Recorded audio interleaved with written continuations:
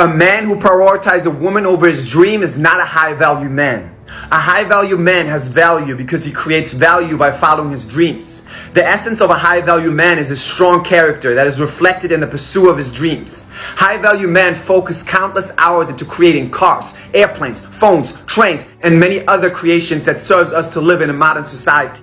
A woman might be a part of a man's dream as well as a man can be a part of a woman's dream because they have the desire of the relationship. But as soon as she shows herself to be a distraction instead of a support of his dream, a high-value man lets her go. When a man stops following his dream for a woman, he loses both the dream and the woman.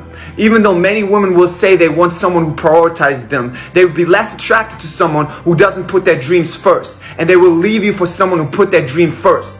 This video was made for men and women to follow their dreams first, but especially for men because of the constant propaganda that is made to confuse what a high-value man really is. Everything I said is seen, practiced, and confirmed by many high-value men in the world. Don't listen to the fake emotional manipulation of society. Listen to the real truth that you resonate with.